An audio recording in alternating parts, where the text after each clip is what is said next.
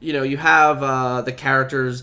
You have Mike is the DM. You have this whole setting. Apparently, by the way, I will we played many years of D&D. Have we ever played a 10-hour session?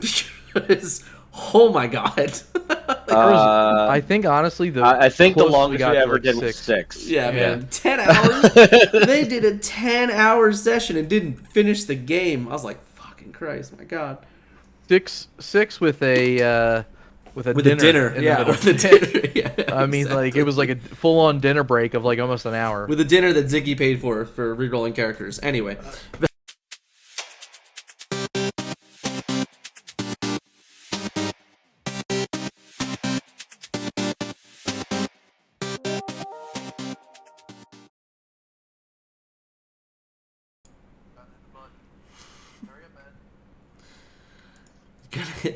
Gonna hit the button.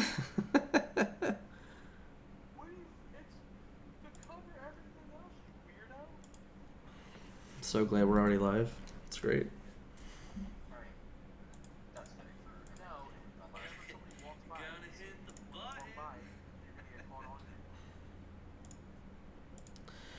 Okay, check 1 2. Check, check. Yep. Check. Yep. All right, well, everybody, welcome back to the Up or Down podcast. This week, we are back and we are breaking down Stranger Things. Probably one of the, I don't know, I'd say one of the biggest series on Netflix for sure. Possibly biggest series of like the last 10 years, I would say. Definitely gained a ton of traction. But I think by the end of season 4, I do believe season 4 of Stranger Things is the most watched series on Netflix. So, but of course, can't do it by myself. So I'm with my co-host. To my right, the bearded pirate, I guess. I don't know. Brian, how are you doing today, buddy? Yar, mateys, I'm doing fine. Oh, please don't do that the rest of the episode. And then of course, the guy above us is Mr. Ziggy. How you doing, Zig? Good, doing good. I like your little bow in. I like it. Thank you very much, sir. Yeah. I need some music to walk into. All right, so this week I am the hostess with the mostest, and I wanted to break down Stranger Things for many reasons. One, wanted to see if we could do it, if we could focus in on one specific subject and knock it out of the park, and then just give everyone something to engage in.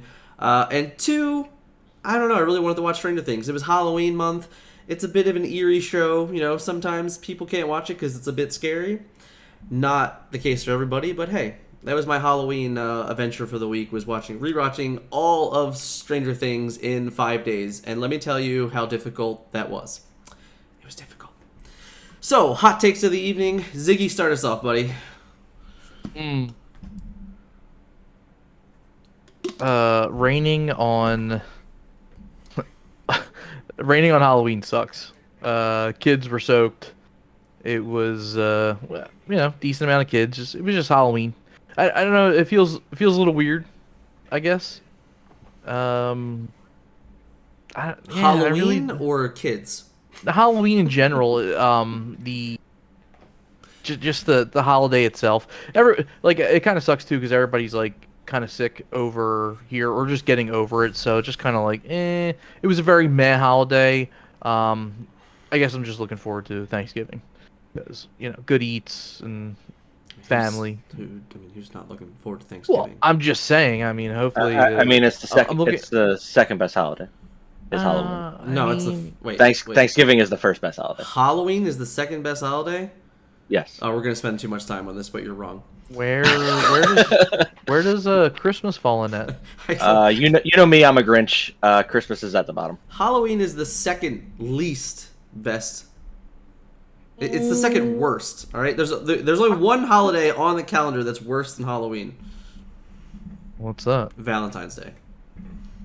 That's not a holiday. Both of them are just reasons for you and I to spend money on someone we shouldn't have to. I mean, are you saying you shouldn't spend any money on your wife? On a specific day of the year, yes. I mean, I think it's complete and utter bullshit that we're, stuck buying cards and flowers. that die within 7 days because there's a 0 shot. Facts. Buy that, candy. you At least know- you can eat that. All right. Let's Exactly, Be real. At least you exactly. can eat those. I would much rather buy random things, like for instance, for the new WoW expansion coming out. I know my wife is going to get plenty of use out of that. I'd rather dump $80-90 and get her the best version of it, and then she's like, boom, happy with it. I'm like, yeah, that'll just be your either belated or Valentine's Day present. Or belated Valentine's like listen, 10 months late. let me finish. Belated or early. So it's okay. both. It's both a win. You don't But have it to buy can't any be. additional It gift. can't be an early Christmas present. No. Oh, okay. I just wanted to clarify the rules. That's all. We don't really do Christmas for each other, and plus we're really bad at keeping like secrets. Like if I get her something, I'm like, hey, I got you something, Yeah. and she's like, okay, what'd you get me? And I was like, I'm not gonna tell you. And like 10 minutes later, I'm like, all right, it's eating me alive. I gotta tell you. No, fair enough. And then that's all that happens. We're already too far off topic here. Yep. Brian, what's your hot What take? are you talking about? That was my hot take. Your hot take is Halloween's the second best holiday? Is that your hot take? Yeah, and that All Christmas right, good. is terrible. My hot take is the Philadelphia Phillies are going to win the World Series. Let's fucking go. They're up 4-0 right now. I can't wait to see the big W by the time we're done this. Because second hot take, I'm getting 2 of them this week. This is going to be a long-ass episode, boys. Just be ready. There's a lot to cover. This show is large, and season 4 itself is like an unbelievable amount of screen time. Like, every episode's like an hour and 15 minutes plus or some shit. Wait, whole lot to cover. Post-pandemic season, right? Yeah.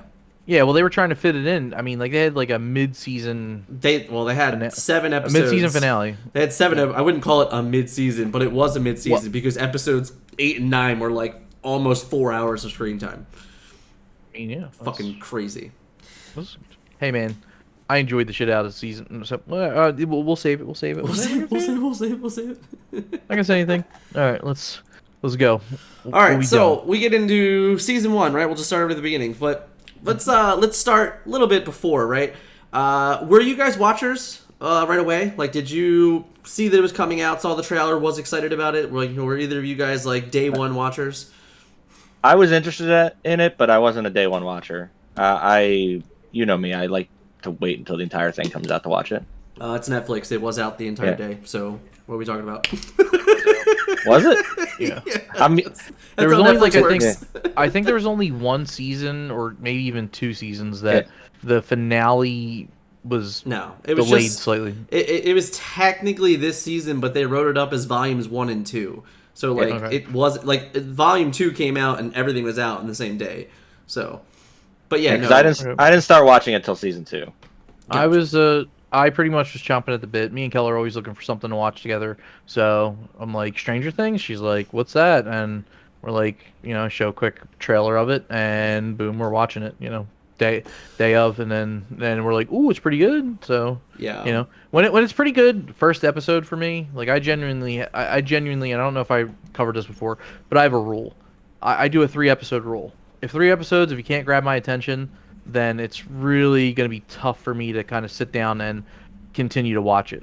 I will kind of extend it to 5 episodes if I deem like this has a chance, or I kind of cling to a character. If it has and moments. in which case, yeah, exactly. But if I have a character that I like, I'll just like, all right, I'll give it a good old fashioned try. If not, then it's kind of difficult for me to really truly get into it. Yeah, I'm the same way with the 5 episode. Most series these days, and even like, I don't know, 10, 15 years ago, minimum is 10 episodes. So if I get halfway through it, I'm just like not that into it, I check out. There's only like 2 series, and I mean like major series that people unbelievably enjoy that I couldn't get past the first episode. And I never Namely? True Detective on HBO. That was the one. Oh, I was going Yeah. on. People You really missed- love that show, and I literally fell asleep twice during the I know. first episode. I know why they love that show. And then Breaking Bad. Breaking Bad's the other one. Couldn't do it. Too much. I can agree with you. I got that and Walking Dead so slow. My God, I thought I was gonna turn into a zombie. Yeah. It's so bad. I'm Spoiler just like, alert, you would have. Spoiler alert. Well, You I would mean, have. no, I probably wouldn't. Or you would have been I eaten by a definitely person. Who knows? Not even a zombie, a person. Anyway, No. besides that, I was the same. I remember when the Stranger Things hits. I think the trailer hit. I know I think we talked about it in our circles. I remember just having a real long conversation with Scott about it at the time. I was very pumped for the show. As soon as it hit, I was definitely involved. I was definitely in it. I really, really enjoyed the first season of Stranger Things. So I'm glad that we all had a little bit different of a view on it. But so let's get into it, right? So season 1, there's a lot of things that end up happening, right? I think specifically what they do really, really well is that they introduce every character pretty well in this, and I mean like in the series. Like every character is kind of given this this just defining moment very early on that tells the tale of them. And some of them they do it with a twist, which I think is really interesting. Which specifically in season 2, I think they do this really, really well done twist of introducing all the new characters in season 2. But in season 1 alone, right? So we start out in season 1, we have the guys playing D&D, and they basically foreshadow the entire season in this D&D, right? Which is pretty sweet. You have the characters. You have Mike is the DM. You have this whole setting. Apparently, by the way, I will. We played many years of D&D. Have we ever played a 10-hour session? Because oh my god. I think honestly, I think the closest longest got we to, ever like, did was 6. 6. Yeah, man. 10 hours? They did a 10-hour session and didn't finish the game. I was like, fucking Christ, my god. 6 with a dinner. in the Yeah, middle. with a dinner. Yeah, I mean, it was like a full-on dinner break of almost an hour. with a dinner that Ziggy paid for rerolling characters. Anyway. I just think they do some really cool things. Really in the campaign they foreshadow Will going missing. They foreshadow the Demogorgon, and then on the bike ride home, they make a bet over a comic book that foreshadows 11. So literally right in the first 10 minutes, they've already basically, if you took the hints and followed the rabbit hole, you could have almost predicted the entire season, which I think is very bold because we know people in this day and age live to do these things and break these things. So how did you guys feel about that opening scene of them playing Dungeons and Dragons and then Will kind of going off and just vanishing into thin air? Where's your heads at during those moments? Brian, why don't you kick it? I didn't even think about it that way when I was watching it, to be honest. Because I like you said, you rewatched it. I only watched it the one time, so I just thought it was just a way of introducing all of them as people. I didn't think it was a way of storytelling when I first watched it. Fair. So this was my third time watching the show all the way through. Ziggy, how about you, buddy? So I think that I didn't really look into it. Normally, I do so. I think that this is one of the weird things. I think that this is one of the shows that prompted me to start to follow more foreshadowing things. Because after it, you read someone else's hot take, and they're just like, hey, did you notice this? And I'm like, oh shit, you know what? I did notice that. I just didn't think about it at the time. Right. So the short answer is no, that I didn't really look into the foreshadowing thing, but future seasons of it, I started to be like, oh, we're gonna, oh, what's that? Oh, that's probably gonna be Yeah, I think right off the bat when in the first campaign they're like, oh, the Demogorgon. Well, when you get into season 2 and their campaign is about a thing, you're like, oh, Yeah. well, this is just what they're gonna do. Okay, I get it, right? Yeah. But yeah, so that's fine. But even just the sense of it, right? So now I have to go back and check the date. I believe this came out after Game of Thrones season 1, if I remember correctly. So what I like about this is that in this first episode, it does something immediately to draw you in, right?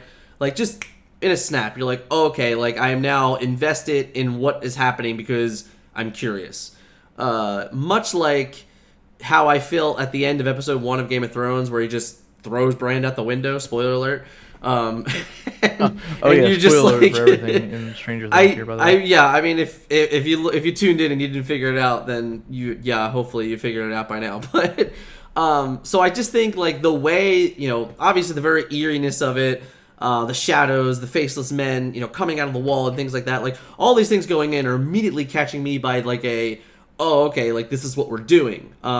That's really creepy. It's really interesting, and I'm not particularly a person that's like into this like eerie shows. I don't really watch a lot of shows like that. I can't even really think of that many that I have seen. But this is pulling at my my nerd side with the Dungeons and Dragons themes and things like that, and the cast. I really enjoy the cast, which I'll go into later. But I was just very much like, first time I'm watching this, I'm not thinking, oh, the Demogorgon is the bad guy, right? Like, I'm not thinking that. I don't even know who Eleven is yet when they're mentioning X-Men comics and things like that. I'm not enough of a nerd to go, oh yeah, X-Men 174, that's about Jean Grey and the Dark Order and Hellfire Club. Like, no, like, I'm not saying I had any of those things in my back pocket either. But what I think is really bold, like, as I was trying to say, is they just gave it to you. They're like, nope, this is what our story is going to be about. And I think that's really cool, When it comes to concepts of things like that, like I don't ever care if anybody hits me with spoilers, because I'm always going to interpret it my way and feel about it my way. Like I'm still going to want to experience it. Like if you tell me in Wakanda Forever that's coming up that Shuri is going to be the new Black Panther, that's fine. I'm still going to want to experience it myself. I don't really care if you can confirm it, deny it. It doesn't matter to me. If you feel like someone giving you like massive spoilers, that's something different. Like if they're sitting there, doing it on purpose and stuff like that. But if you see it by happenstance of A, being on social media, B, being on the internet, I mean, it's just, I don't know. If someone feel told like me Natasha was going to sacrifice herself and Tony was going to die, I'd be pretty pissed. Just saying. I mean, sure. I'd be pretty pissed. That's big in the grand scheme of things. Or if we go back to the original, right? Like the OG, like this is probably the first thing that really broke the internet with spoilers. Snape kills Dumbledore, right? I mean, I think we could all at least remember that. I remember that when that first happened, people were pissed, like pissed. But now we're in a world where if I don't see like this, not so much with like the Disney Plus stuff and like none of that stuff. But any of like the network shows, even honestly, not even really there. But if it's something important, mostly I'll go with movies specifically. If it's a brand new Marvel movie coming out, if I know I'm not going to see the movie for a certain period of time, I'll actually just avoid social media until then, because I'm the opposite. I don't want to know anything. I want to go in there blind as a bat and just be shock and awe. So.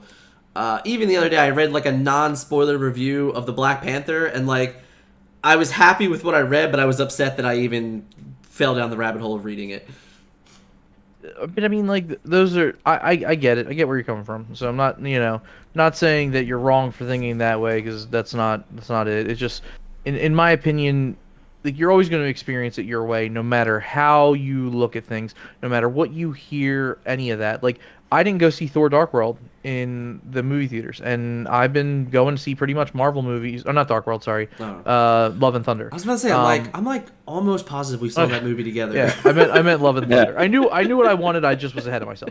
Either way, so I didn't go see Thor: Love and Thunder in there, but I waited to see it in like on Disney Plus, and I was fine with that. Waited like, 75 days and saw it, and you were happy. Yeah, I mean, like I enjoyed it. I've seen spoilers, Granted, I think it's kind of a bad example because like nothing really important happens in that movie. Yeah, I understand that, but that's the thing with all these other Marvel movies. There's things that are slightly important, but they're more like puzzle pieces for the grand scheme. So I mean, like regardless of what we're gonna see, like that it's working toward a bigger plot. So that's not getting spoiled yet. It's just like they're putting things in place for you to follow the breadcrumbs to get to where, whatever. Like if it was like somebody came and told you that, Kang is gonna do this and then start the war, the Civil War or something like that, then like yeah, that would be a huge spoiler, and that's like, well, shit, cool. But in my opinion, that's where I'm just like, all right, well, I want to see how he gets to that. Sure. And that's so. Just it. circle back to Stranger Things. 11, so girl kind of just pops up in the middle of the woods, meets Benny. By the way, P.S. Poor Benny, right? Like, Benny he seemed like such a good guy, and he just didn't go well for him. What are your initial thoughts of 11, right? Like, just this random little girl just shows up, and, like, what do you even, like, what's going through your mind, like, when you see this girl? Like, what's even happening here? Zig? So when I seen 11 at first, I was like, okay, what's going on? I didn't like, immediately I'm like, all right, trying to figure out what's going on. She's not talking very well. She's, I don't know, just very awkward around everybody else. And then can we talk about the parents not knowing that they have someone basically staying in their house? Like, they don't know? Yeah, I mean, I mean, like, come on. It wasn't like... So it wasn't... That's an old TV trope of just the parents are always stupid. I mean, Yeah. the parents in Stranger Things for the entire... Basically, until season 4, where Jason shoves it down their throat that their kids might be psychopaths. Yeah. They are clueless. I just, so...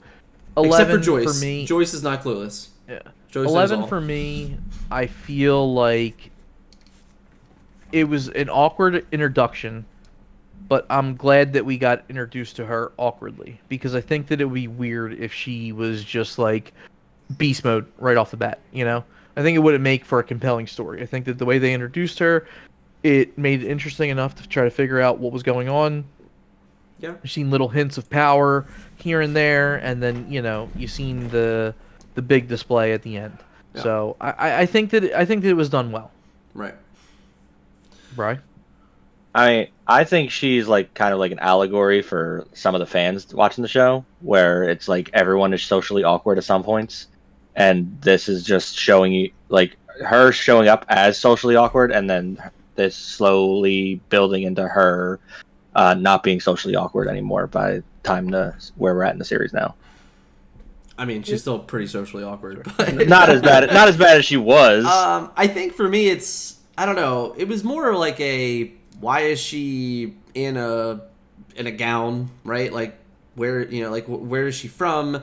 Why can't she speak? Like, like there was a lot of questions that are just like, okay, like, what's going on here? Obviously, trailers were, part of it, so you knew who she was. But it was more or less just like, okay, like, how do we get here? And, like, the crazy thing is that we really don't even find out how we get there until near end of season 4. It's like the mid-season finale of season 4, basically, is when you really kind of get to fill all those holes. There's a lot of screen time between the time we meet Elle and, like, truly understand that state that she was in. Because, like, that... when she walked into Benny's, it was probably hours, maybe days after it. I do believe it's hours, if I remember correctly. Yeah, I think it is hours when she first gets there. So, yeah, so, like, she basically wakes up from a coma and then just sets herself free and goes ham. But, I think for me, like, just all of season 1 for Elle, the building of the language, right? Like, she's learning this language, basically just to try and understand certain, words that, at the end of the day define her almost, like friends, promises, things like that. Like, these are these defining moments for her character throughout the entire series. Even to the point that, like, when Mike breaks them, like, it, she knows it, So I think that's the really cool thing about her specific character development in season 1 and in season 2 a little bit, where she really attaches herself to these things. Like, it's almost like first impressions. Like, she's so very attached to these first impressions of things, of what they're supposed to mean, without ever understanding that you can bend lines, So that's what Elle, specifically in seasons 1 and 2, really supports, is like just this crazy, world of like, hey, if you were just, I don't know. I don't really remember. I don't know exactly how old the kids are, like maybe 10, 11, 12, right? I guess they're in high school in season 4, so probably 11, 12 or something like that is my guess at this age. It's really cool to see, at 10 years old you get dropped in and you're like a baby trying to like understand life, like. So I don't know. It's a very interesting approach for a character of her stature, I would say. That she has so much power, but she's so naive. Yeah, I mean, and to most of it, she doesn't even understand exactly what that power is, Yeah. So I think me personally, in season 1 is a very narrow storyline. It's the Demogorgon. We do understand that, like, at toward the end there's a greater evil and things like that, but basically it is just the Demogorgon just kind of feasting and doing its bidding, right? So for me, this is the only season where, like, the big bad really isn't even that true of a big bad. It's more like of a true establishing of all the characters. So you really get a lot of screen time with Steve, with Nancy, with Jonathan, obviously the kids and everything like that. And even, Barb for a certain extent. So which characters, throughout season 1 did you really start to latch yourselves onto? Brian, Ged, you start first. It's a tough one because I didn't really latch on to any specific character when I was watching it. I was just more interested in the whole, like, story and the mysteries going on in the background. That was why I was interested in watching it. It wasn't really the characters didn't drive it for me. Zay? First impressions, Steve. I thought he was pretty funny. Right off the bat, I thought, I thought he was like he was kind of like a playboy. So typically, you're gonna get, like, a lot of good scenes with him, and then towards the end of the season, you see him relationship building. Hopper was the other one that I enjoy. Like, just because, like, you've seen a lot of him, that he was going to be important to the story and all that stuff. Not really so much 11 because it was a little weird to kind of, like, latch on, but then it was like boom when she hit hardcore powers. It was like, oh, that's cool. Over and, 9,000. Yeah, my general rule when watching certain things like that is I don't want to attach myself to the strongest character because I already know it's going to be good. I want to go to the character that is sort of like, not so much the underdog, but the one that's a little bit rough around the edges, because you typically get better story out of those rather than, like, like your 11s. What about you? Dustin was definitely the one for sure to start. I really enjoyed his humor. And then honestly, I would say Steve. I have to say Steve also. I did enjoy Hopper a bunch too. I think, like, as we progressed, I gained more likings for other characters, but I'm still really not a big fan of Joyce. I didn't. Joyce's characters came off as a little. I little really, whiny, I don't even remember his right? name. I really enjoyed Mike's dad. I think, like, his just, like, subtle, his, like, subtle lines of sense of humor are just great. Like, he always drops the language, like he's Captain America or something. Language. So, like, I really enjoy him. But yeah, Dustin was definitely the season 1, probably my season 1 standout. And then honestly, he's probably one of my favorite in most of the seasons. But yeah, I don't know. I really enjoyed Dustin and Steve. Steve, like, just his growth through the season. He is kind of like one of the opposites of the way they introduced him to you. Is just not. It's not the real character. This is not what he's about. Like, he's not this asshole that people make him out to be. Like, he is just this genuinely caring dude that ends up being a babysitter. So, I think that's pretty cool.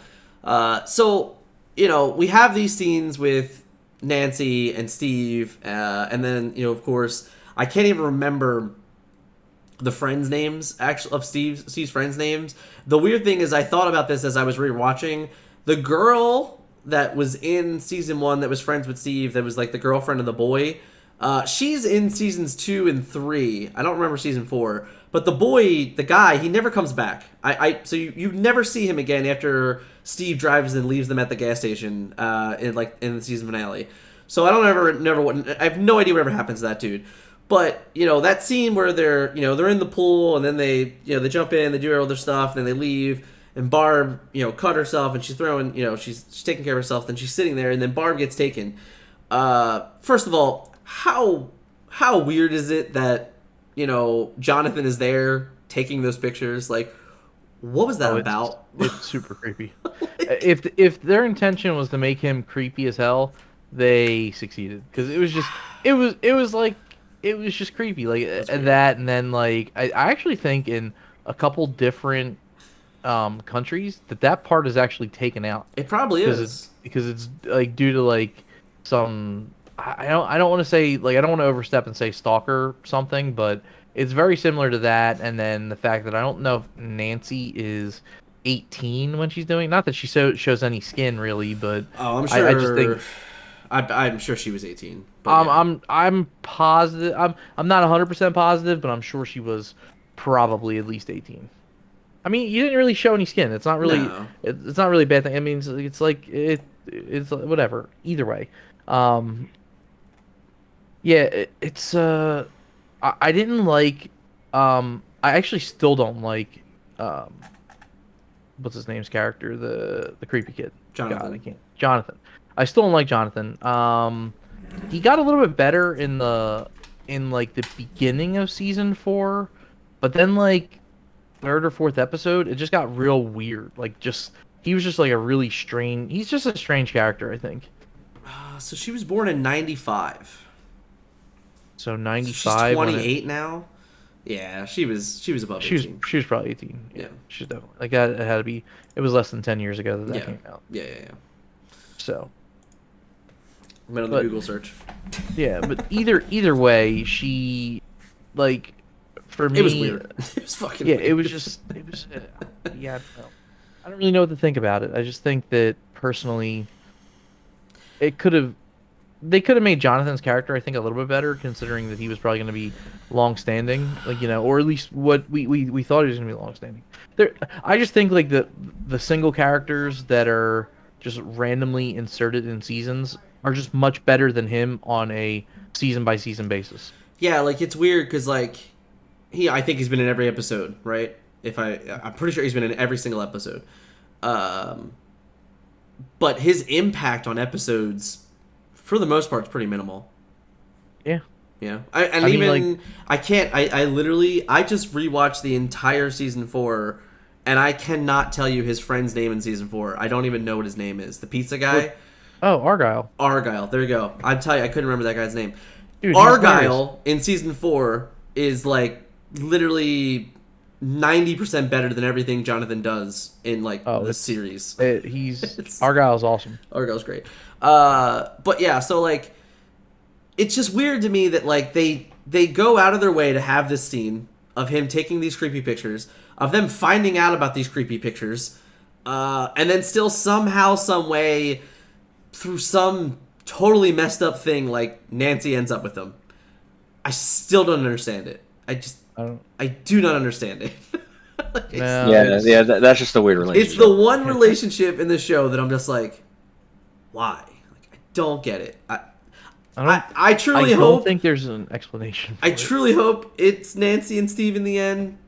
That would be ideal, but that's for later. So Barb gets up. This is obviously it's a defining character moment in Nancy's story, right? Is that Barb gets taken because she chose Steve over Barb, and this sticks with her through the remainder of the series. So much to the point that this is even the thing that Vecna hones in on, right? What do you? I don't even know how to begin to really break that down, right? Because Barb, to me, the way they introduced it, like Barb was obviously important to Nancy, but the way that the show kind of went so quick into removing Barb, like, do you even really, like, I didn't even really feel anything for Barb, like, I didn't even feel the loss, I don't know, I just, what was I, like, not that I really felt anything for Will, either, when Will was abducted, but the difference is that when Will was abducted, you had an entire city looking for Will, and you're gaining, some type of emotion from that.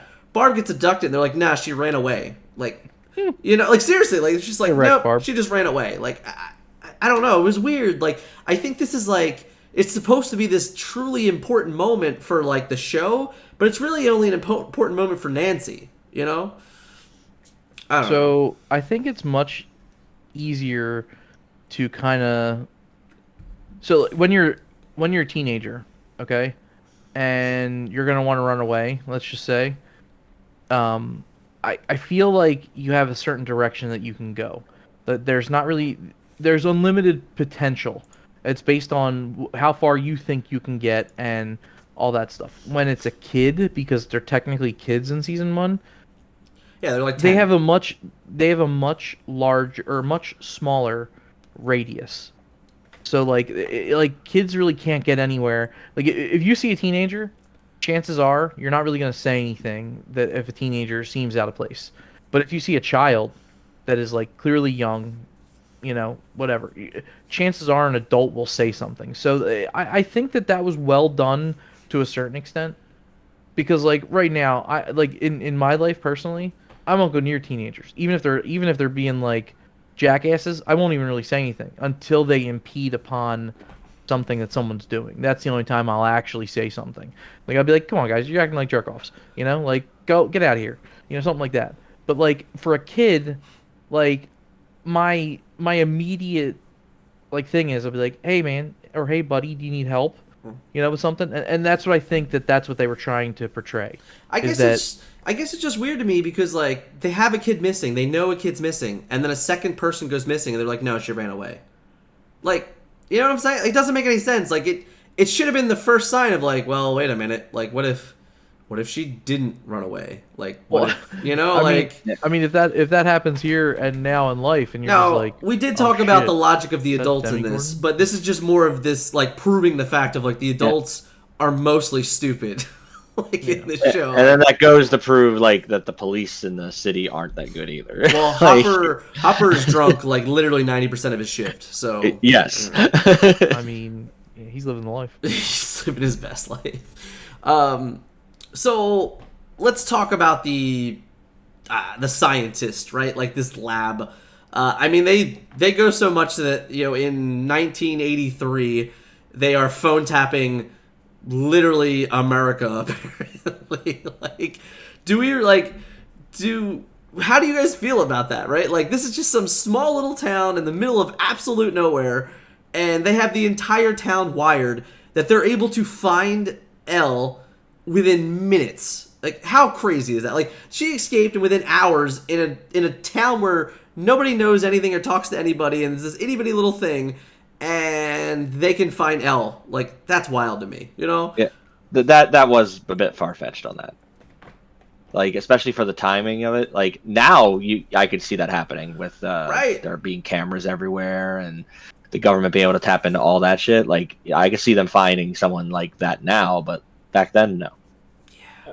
I feel like, look, if you have the resources at your disposal, your potential is limitless. I mean, like, if you have it, you have, like, common sense. So here's like the one thing, right? They never touched on that though. Like in the entire series, there's never been anything whatsoever to show where they got the money from. Which is weird. They're the government. It's from the government. I mean, but I mean, like, is that really is it? When you, I don't think that it is. It's the army. The guy in the army was like chasing after Elle. No, because he doesn't even know who Elle is. Like he knows. They knew that he was. They don't really know what she is though. Right? No, they don't. That's know why, what like, she is. They just know that they're a security threat, and that's right. Good but enough that for doesn't him make these scientists the government. No, but the scientists have the backing of oh who? My god, I forget what the fuck the dude's name is.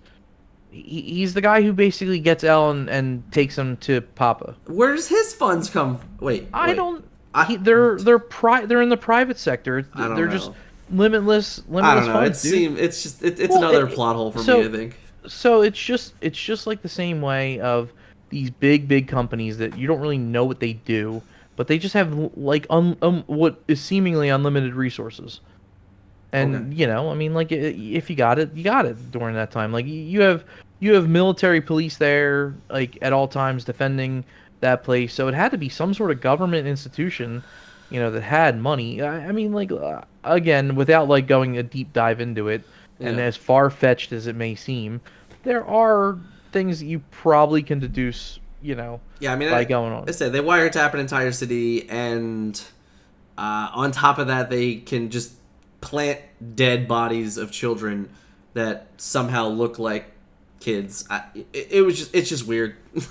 I don't know. It's a bit weird. It is, but So then again, so the entire rescue, right, for Will, this whole time it's very clear that he's in some other dimension, right? It's been established throughout the show. He discovers this way of communication, through the lights. That's a pretty interesting thing for me. I can't really think of any other shows that really touched on it in this capacity of like, here's how we are going to communicate legitimately through dimensions with one another. It's one thing that Nancy just kind of strolls into it on accident and escapes, might I add. I think Nancy is like the number one person for escaping the Upside Down. I think she's done it like 4 times or something like that. It's like once a season, Nancy goes into the Upside Down and somehow comes out. Don't know how she does it, but she figures it out every single time. Spoiler: season 5, she's probably gonna escape the Upside Down. Yeah, I mean, I thought they really had us at the mid-season finale of season 4, but nope, she got out of there. So this whole time, right? Like, obviously, we know as the show watchers, we know that Will's alive and he survived and that he is actually communicating. But could you imagine being Hopper or being Jonathan even? And listening to Joyce just talk this complete hodgepodge. What is your reaction to Joyce? I'd be like, okay. I'd be like, okay, we'll help you, and then get in the straitjacket. And it's crazy because obviously, I don't ever want to put myself in that type of shoes, like as if I were to lose a child. But I can't even fathom, obviously you would be. Yeah, unrepairable is like the easiest thing I could think of. So the idea that you would latch on to any possible possibility is absolutely there. But, when you start saying hey, I hung the Christmas lights so my son can talk to me through another dimension, that's another layer of crazy. it's another layer. I mean, well, my first impression of everything that was going on is, how the fuck is Will surviving the Upside Down? Absolutely, no idea. And I'm just like, wait a second. I'm like, these motherfuckers are going in with hazmat suits. Yep. And oxygen, tails of oxygen, just walking, and they can't even breathe, and they're having trouble. Yet Will's in there for a whole goddamn season, and motherfucker's fine. Now, granted, I think it's only a week, but it's still he was in there for a week without food, right? How did he live? He's in there for a fucking season, okay? Yeah, which is it's a week. I'm just being real with you. Doesn't matter. But yeah, I you just don't think about it. That's a plot hole that they just don't want to bring up. All right. As good as the show is, there are several plot holes, and I believe that is one of them. I do not understand how Will survived without food and water for that period of time. Don't get it. I'm sure they're gonna whip up something like, oh, we'll see what happens is in the Upside Down, it slows time down, and you don't really have to eat it because freezes your metabolism. time, which is freezes time. Which is what we learned, right? So I guess that's time. You're technically not going to get hungry. I guess that's the answer. That's a terrible answer. I don't know. It's horrible. If not, I would like to go to the Upside Down right now, because I'd probably come out looking like, I don't even know, like Arnold Schwarzenegger back in the day. I don't know. Well, the good news is that Will was always kind of creepy looking, so it didn't really affect him any. So I guess that's okay. Yeah. What do we think of his that bowl cut though? What do we think of his overall rescue? Right. Somehow, obviously Hopper cracks the code and finds out the scientists are all crazy and they're lying to everybody. And somehow we never even really truly know what the deal that Hopper did. We know he had a deal. We have an idea of what the deal was like. It was basically probably hey, let me go get my kid and we'll leave you alone and we won't discuss it. I guess that's what the deal is, right? But how do they swing that? How do they just let these 2 random civilians just go waltzing into the Upside Down, right?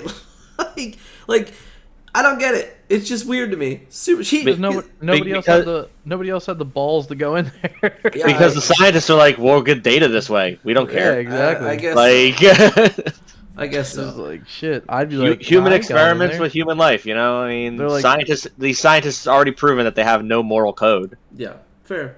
Straight up. If they had been like, what's back in the day, a lot of money there. What are the 83 something like that? So they'd have been like, we'll give you 1983. 1,500. Yeah, we'll give you $1,500 to go in there. I'd be like, shit, it's a Pontiac Firebird, bro. Yeah. I'm going in. That's exactly how it is. So season 1 ends with obviously Will is back from the dead. They had a funeral for the kid. Jesus Christ, right? This is awful.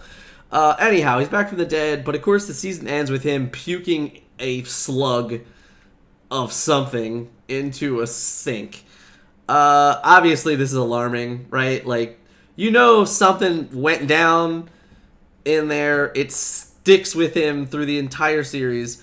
But like when he spits out that slug, what's your first impression? Like, fuck. Like, right? Like, that's not good. Gross. Yeah, Gross. Like, oh, this isn't good. Yeah. Originally, I immediately thought of like, oh, that's not Will, and then I was like, well, maybe, and I just kind of went through a few things, and then I'm just like, and then they hit you with, oh, we'll be back in exactly 1 year, and I'm just like, son of a bitch.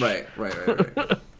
But yeah, originally when I first seen that, I was like, okay, so like immediately in my head, I'm trying to break down how they're going to go into season 2 with this, because obviously it's like that's now what I'm chomping at the bit to see, and I want to see what's going on, but this is the way that they're going to pull it. And then when the trailer comes out for season 2, I kind of didn't have any. I wasn't really right. If I could get like a percentage of being right, I would say approximately like 12%.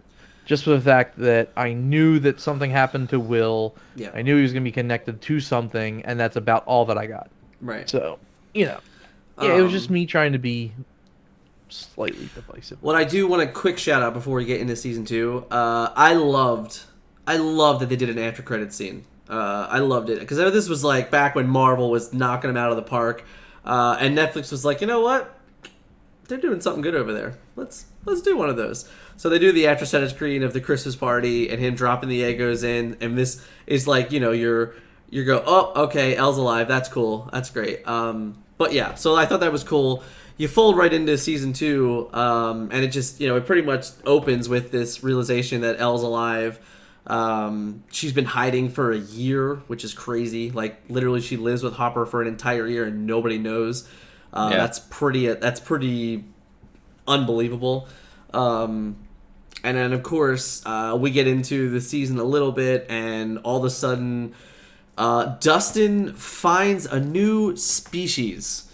What are your initial thoughts on Dustin's discovery, Brian? Well, this is going to lead to something. And it's not going to be good for anyone. That's not true, though. You were wrong on that point. Ziggy, what'd you think of the little creepy frog tadpole thing? I'm like, what the fuck is that? And I was like, and then secondly, I'm gonna be like, this thing's fucking gonna grow, and they're gonna have to fight it. That's exactly what I was thinking. That's why I was like, oh no. I I'm think like, why would you even? Like I guess my other second impression is, why the fuck would you take that home? well, because it's Dustin, right? That's the answer. I mean, but and it's a show. They have to build. My favorite line of the season is, "I'm sorry, but you ate my cat." It's my favorite line of the entire season. I was literally laughing out loud. Just what a weird, like the whole thing where Will's like, "Oh yeah, by the way, I puked that out of my body." Like, what? Like that slug is now it's a Demigorgon. So now you're telling me that Will just has the ability to puke Demigorgons? Like, that's Hell yeah, brother. That's not good. That's not good. That's what I call a swarm lord, my friend. Right. So then the weird thing, right, is like, and we're gonna fast forward a little bit here, but like, so he pukes out one slug, and it's a Demogorgon, and then at the end of the season, there's a million Demogorgons. You're like, well, was he puking up slugs like for a year and no one knows? Like, where did all these come from? Like, holy Like, shit! I feel like he would have said if he puked up more than one, right? Right. It's like, where did they come from? Like, where did all these other Demogorgons come from? By the way, guys, I've been puking the entire time. Yeah, it's just like, what the fuck happened here? I don't know. It is a little weird. So this next. Well, you know, he that was all the food that he ate in the Upside Down to keep himself alive. Was Right. all Yeah, baby Demogorgons. Obviously, the spider webs and twigs and the snow flurries. Yeah, totally. Water. So I think season 2 introduces 3 characters that were all pretty, important to the entire series for multiple different reasons. The first one is Bob, right? So we get Bob, and he comes in hot and fast, and he's like groping up on Joyce in like the back of their convenience store. And I'm like, what the fuck is going? Like, all right, this guy is Samwise Gamgee is getting it on, man. Like, get them potatoes. Exactly, man. He was in it, absolutely in it. So like. This is what I'm talking about. It's the Steve thing. It was like, you're getting this Bob character, and you're like, oh, this dude's all right, man. And then it turns out that Bob is just like the biggest nerd of nerds, right? Like, so yeah, it's brother. great. It's great. Hell yeah. You get this wonderful induction of Mad Max, right? Like, you don't even get Max to start. You get the character Mad Max. Well, not the character, but the gamer tag back in 1983, which is what you put in your arcades when you hit the high scores, right? Of this Mad Max character. So they're already building up this Mad Max character. So you already know that before you meet them, they're important, which is awesome. And then, of course, you get Billy. Now, all 3 of these characters end up being really, really important to the show. Billy much more in Season 3, obviously. But Max in Season 2, and obviously Bob in Season 2. What were your first impressions of these characters? I thought Bob was the man. He's in the stock room, getting it. Even though, I mean, technically that I don't know. Joyce is a little crazy, so I don't know if you want to get in on that action. But Bob didn't care, man. no, I mean, hey, it's Bob. And then Billy, I was like, man, this guy is such a douche. And then when I actually Spoiler alert, he kinda- was. Yeah. When I actually kind of got this, I was like, oh, he's pretty cool. And then he's like, oh, he's going after a MILF. So I was like, oh, dude, he's trying to get some. I was like, god damn. And then as for Maxine, I think Maxine's introduction was a little weird. I think that it took a little bit of time to kind of cling to the character, to kind of get to know the fact that this is going to be a mainstay. And that's just my opinion on that one. I feel like Maxine's character was portrayed portrayed decently, and then in future seasons it got much better. Like, I think it was just her coming into her own. Yeah. Oh, I mean, like, this is just a whole story about them just like growing up and becoming actual like adults. They all start off as kids and then just start getting there. Yeah. I had the same impressions of Billy. Obviously, the guy's just an asshole.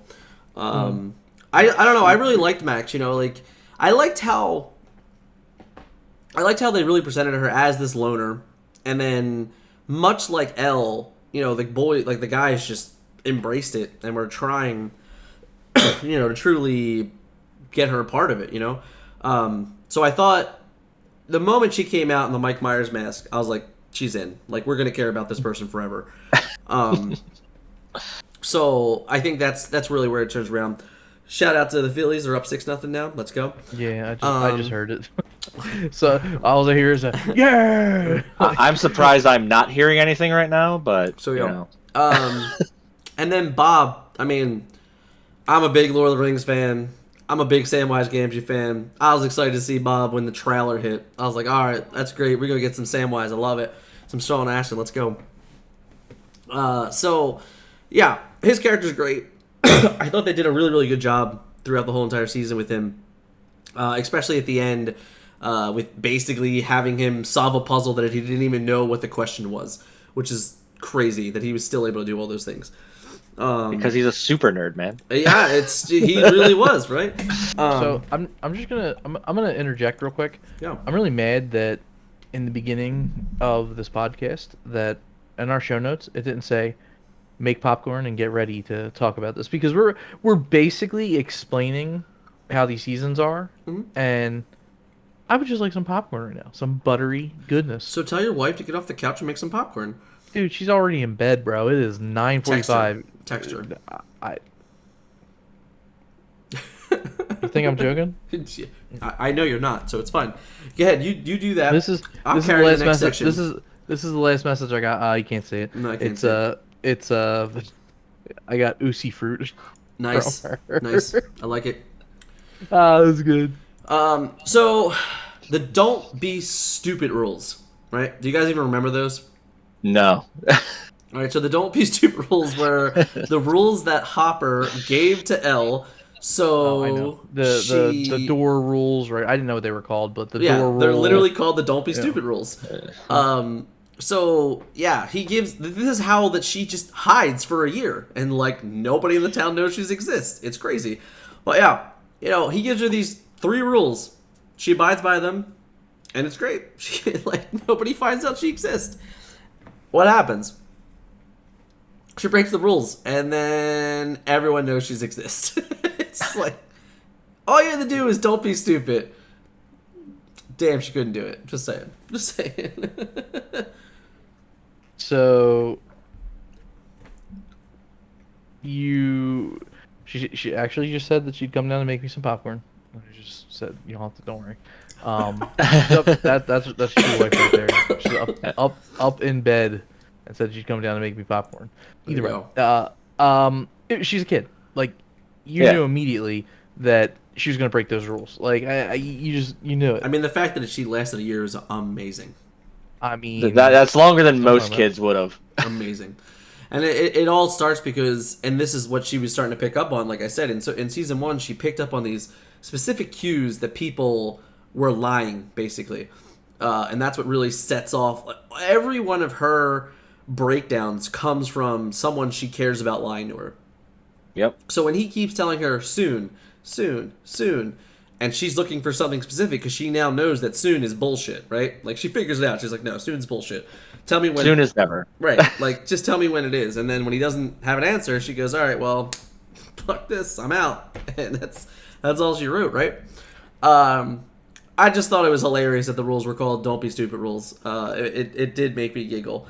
So we get this beautiful thing, right? Everybody's doing shit. Somehow, Dustin cannot get in touch with anybody while the Demigorgon ate his cat. Right? Like everybody's busy. No one can get in touch with anybody, and he has to get in touch with Steve. And this is the greatest thing that could ever happen in the show, because the Steve and Dustin relationship is gotta be the best relationship in the show, right? Like, there's only one other relationship that I would even consider to put against this, and it also involves Steve. So, Steve is very clearly the best character of the show. It's just not close. But yeah, so Steve and Dustin, how much do you guys just love Steve and Dustin? Brian, what do you got, man? They just play off each other so well. Like, they're just so good together. Like, it's difficult to like pick a bad moment that they have when with them just trying to figure out every single problem in the city, and then it's all something that comes down to something that they've either found or that they know slightly little about. I just love how it always goes, Dustin knows exactly what's going on, and Steve just calls bullshit, even though Dustin's right.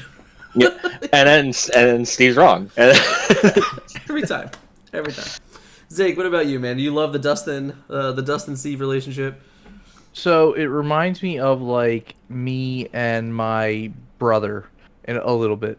Oh and God, it does.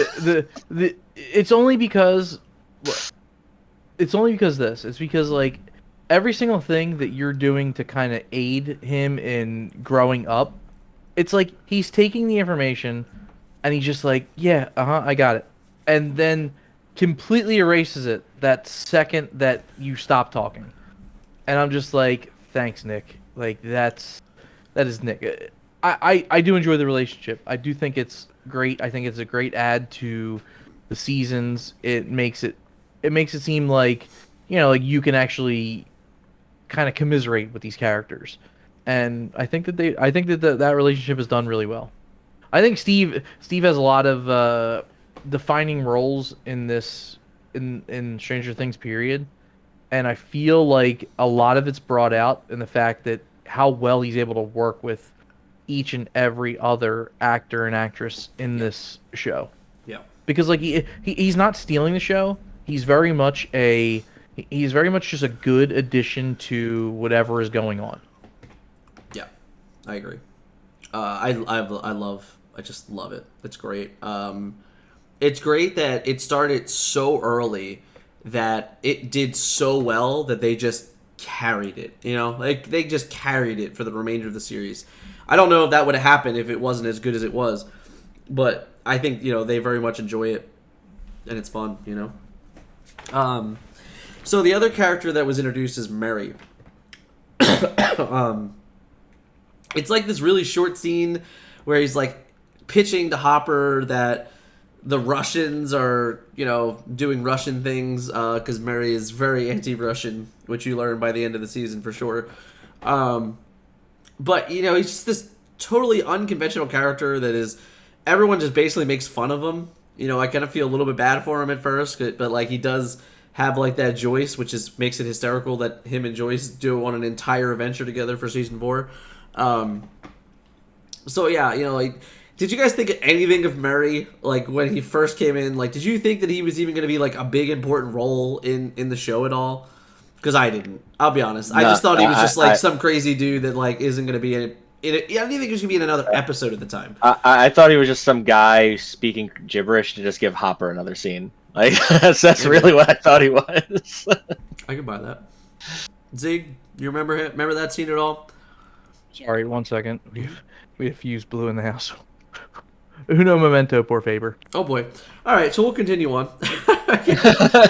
Go do Ziggy things. All right, so Brian, we're D&D fans, right? Yep. How much do you know about the Mind Flayer? I know quite a lot about the Mind Flayer. Actually, all of the things that they're supposed to go against, I know quite a bit about. Fair. So, like, the Mind Flayer consumes Will, right? Takes his whole body over, and basically is they consider it a host. So he's hosting the Mind Flayer in reality. Yeah.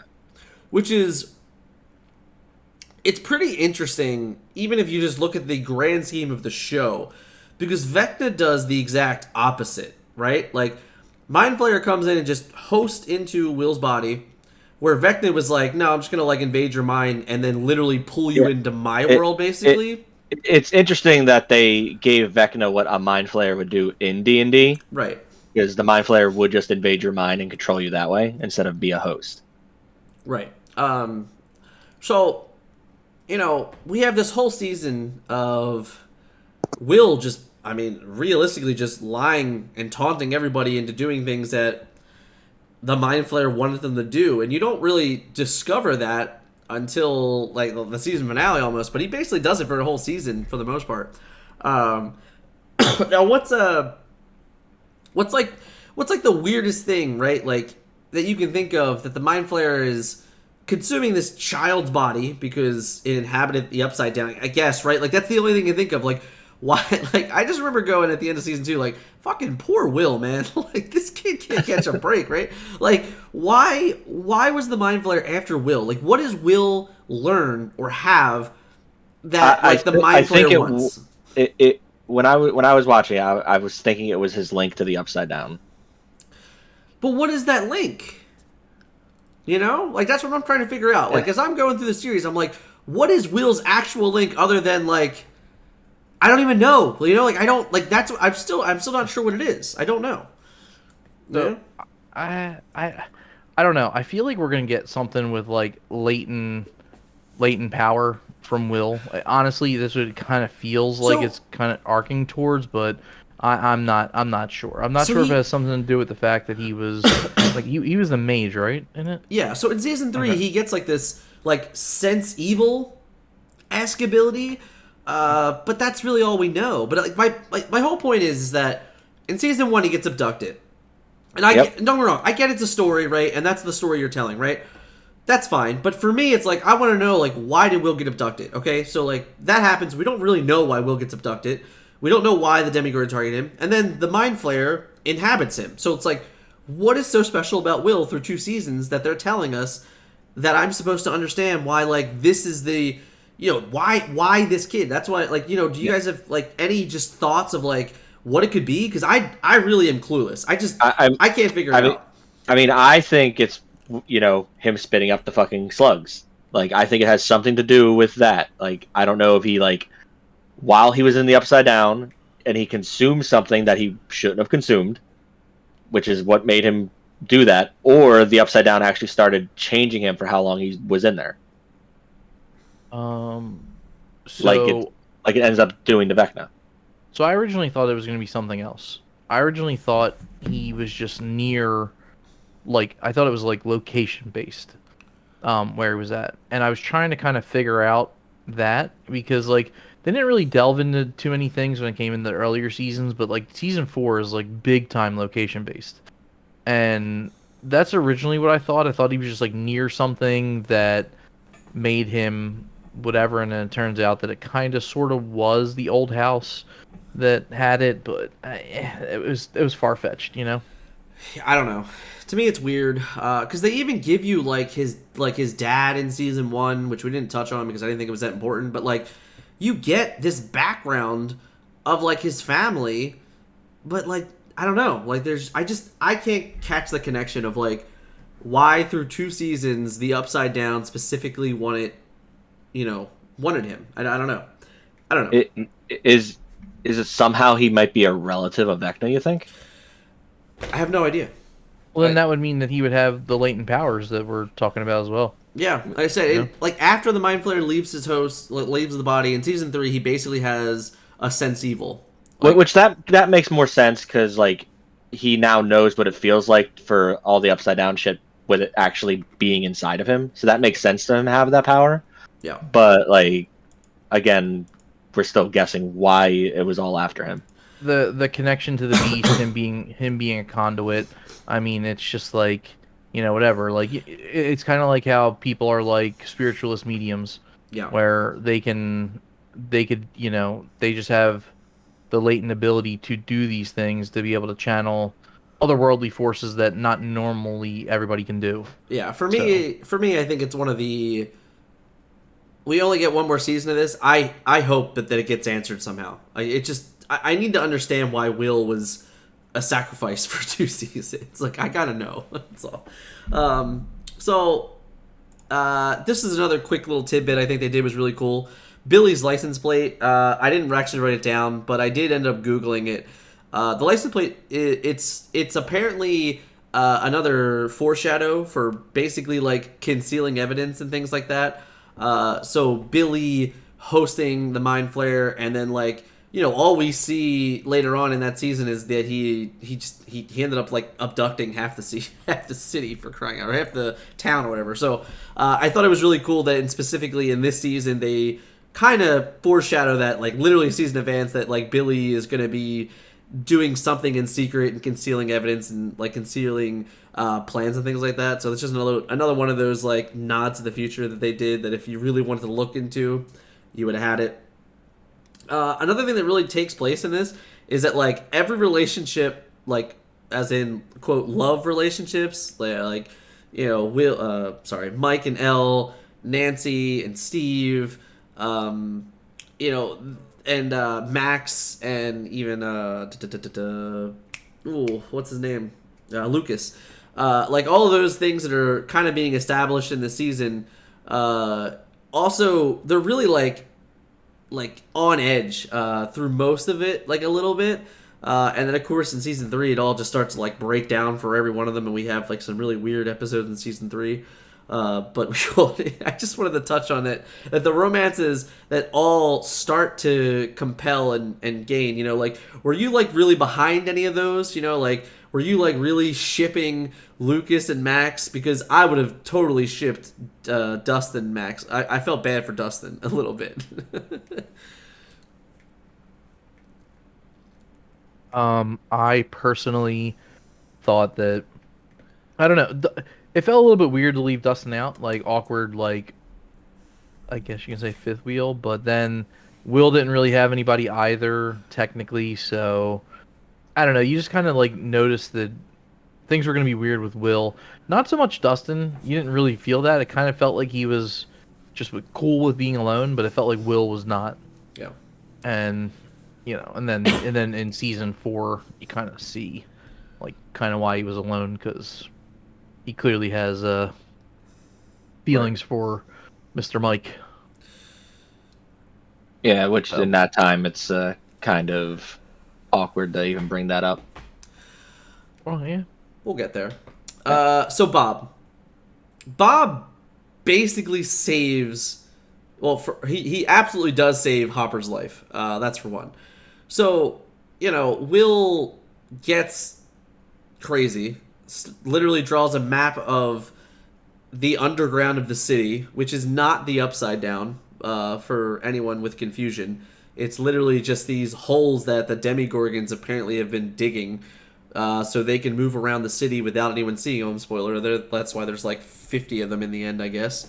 So, like, Bob, who has no idea what's going on, has no clue at all that the Upside Down exists or whatever's going on, walks into a house filled with 10,000 papers spread out of a map of the entire town, and is able to figure out what it is. That man's a genius, right? Like, it's crazy. He literally walked into the meme of just all the maps with like pointing shit everywer and just figuring it out. Especially because like later on, Jonathan walks in and goes, "The fuck." Jonathan and Nancy walk in and they're just like, "What the hell's going on here?" They don't fucking know, right? So I really love that Bob played such an important role in this, because without Bob, like Hopper dies. He dies just getting mauled. Whoa. I'm just saying it happens. But the other thing Samwise Gamgee is that it puts him in the situation where he now gets to be in the know, in quotation marks, because that is one thing that at the end of season 1 that was part of the deal, is they all had to sign NDAs in 1983 that they could never talk about the Upside Down. Bro, that's let me tell you something right now. How the hell are you going to be in town and you don't know what the hell is going on when it comes to that? Like, that just doesn't make any sense. That's like... Have you watched the first season of the show? Yeah. It doesn't, like, but I mean, like, honestly, like, you're not going to be that oblivious to things that are happening in your general vicinity. I think, didn't they have, like, a population of, like, 12,000 or something like that? That's really not that big. 7-0 Phillies. Nice. GG's, boys. They're only in the 6th. Jesus Christ. I got my popcorn. Got your popcorn. I like it. So we're gonna round up season 2. I feel like I need popcorn now. The most important thing that I think that season 2 does, right? So like we get Elle back, right? So we get that whole story of Elle coming back. Mike obviously spends the entire season talking to no one except for Elle, that hears him every single night. I think she tells him it was like 328 days or something like that. Like 328 days in a row, Mike called out for Elle, didn't get a response. And she goes, "I heard every single one of them, yada yada." Love story's great. And then they have to go in and now fight again, right? They got to fight the Upside Down again, which is this time the Mind Flayer. This is one of the most important things for the series as well, as they learn the weakness, basically, of the creatures of the Upside Down, which is heat and fire. They legitimately... they didn't burn him, right? But they basically put the temperature up so hot in wherever they were. I don't even... What they did, they took him like to the shed or something? I forget where they take him. But they just take him like some off-planet thing. They cover it so he can't see what's going on because he's obviously like trying to control the world and whatever the hell the Mind Flayer is actually trying to do. But they just throw a bunch of space heaters on and cook him out of there, right? Like, how weird is this scene? It's like The Exorcist almost. Like, what's going on? Yeah, they're trying to. It looks like they're trying to unpossess somebody. Yeah, it's like, what the fuck? I don't know. So like the end of season 2, it always feels like the endings of these seasons are just like abrupt. I actually think season 4 is the only one that does it complete opposite, where the first 3 seasons they all just end in like this abrupt manner, and they kind of leave you on a hook a little bit, but not really, because they still come in and like tell this whole different story that you, like as Ziggy said, going in from 1 to 2, like he just wasn't right. I don't think I guessed it right either. So this season did a couple things. It introduced characters for the longevity. The other thing I skipped was the Nancy and Jonathan do all the reporting, and they basically get to prove that the scientists are evil and they killed Barb through some radiation or some shit. They still have to lie. They can't tell the actual truth because the actual truth is way too unbelievable, which I thought was hysterical. So, a lot of things happen really quickly to end the season. It just ends like, in like a snap of a finger. Will's no longer in the Mind Flayer. The scientists are all getting removed from the city, and then they're at the snowball, and that's the season, right? Like, it's just weird to me. I don't know. How did you guys feel about the end of the season? All right, you want to take that one?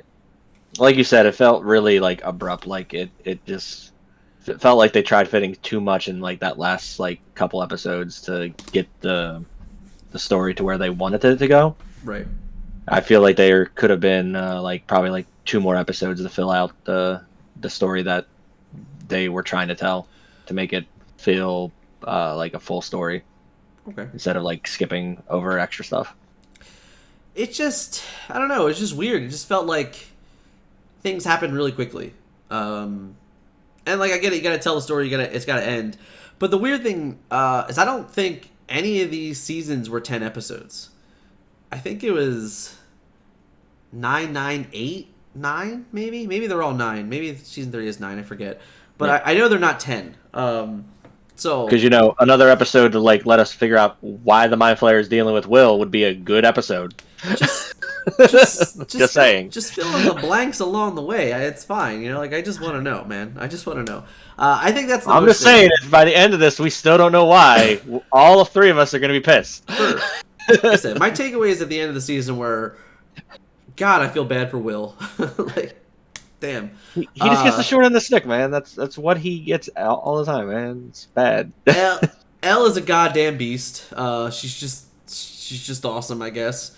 And then the Dustin and Steve are just A+. A+ comedy gold for the most part that I thoroughly enjoyed throughout the season. For me, I feel like season 2 is probably the most forgettable season of Stranger Things. Oof. And it's because I don't think that, me personally, I didn't find anything that like I found myself latching onto. Because it's like, all right, they're going to complete the story. They're going to finish this. They're not going to draw out the Mind Flayer into a next season.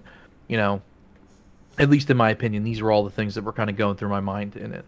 And I just didn't think it was compelling. Plus, there was a bunch of other shows that were coming out that were kind of like wrapping things up kind of sort of the right way on a season finale. Not Game of Thrones, but everything else. Like, I feel like Game of Thrones season finale is their first episode of the new season. You know what I mean? Like, I feel like that's what their true season finale is, because it kind of explains everything as to whatever detail. But for Stranger Things, I thought that they did a decent job. At the end of the day, it's entertaining, right? Like, it's entertaining for me enough to watch it, and for me to continue, and for me to talk about it multiple years later. So, it did its job. Fair enough.